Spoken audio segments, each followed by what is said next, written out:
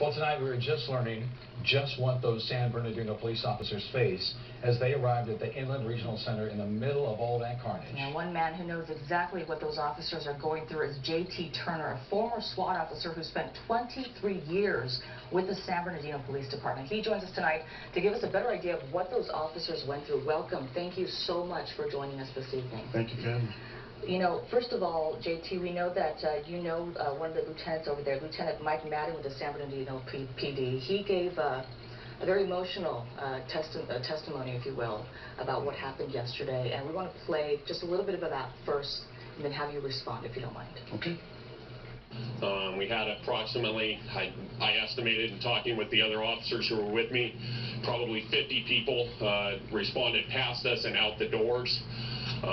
And then we went further into the building, and that was a difficult choice to have to make as well, passing people that we knew were injured and needed assistance. But our goal at that time had to be trying to locate the shooters and deal with them before we could get further assistance in for those people in need of medical attention. JT, what's going through your mind as you hear Lieutenant Madden? Well, I can only imagine the level of stress. We put all the guys through training. The SWAT team is responsible for training all the officers with active shooter since the beginning. We try to make it as real as possible. We use simulant rounds, which actually hurt when they hit you like a paintball. But there's only so much you can simulate.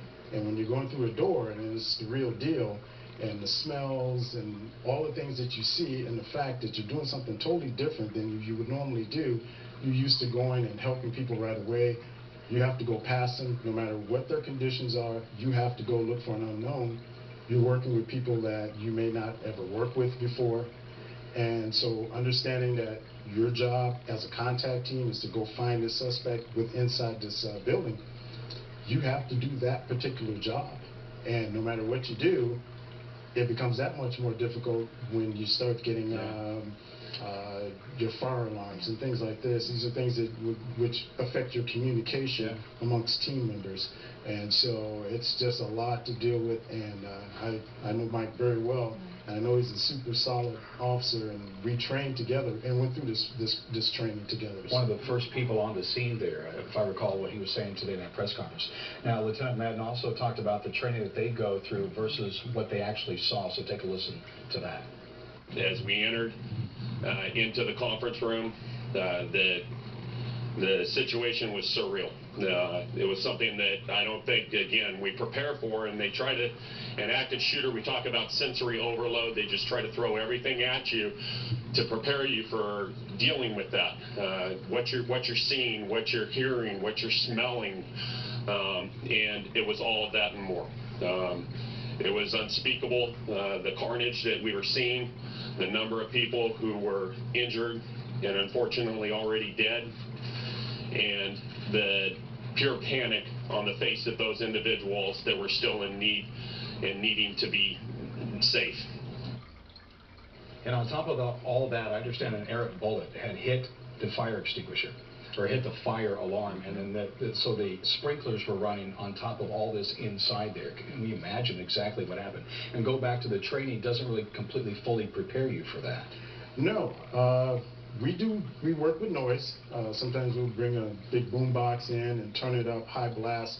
These things will, like I said, affect your communication and how you're working. It's a little different. It's SWAT. You're dealing with people who work with you all the time. We're used to shooting next to each other.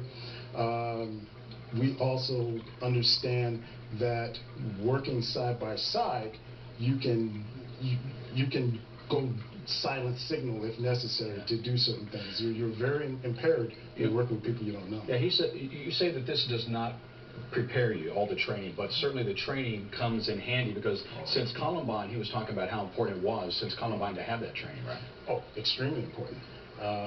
It gets everybody on the page. It's one of those things where our department not only trained our guys, but we trained CHP, the school police, so everyone has an idea of how to work this thing together.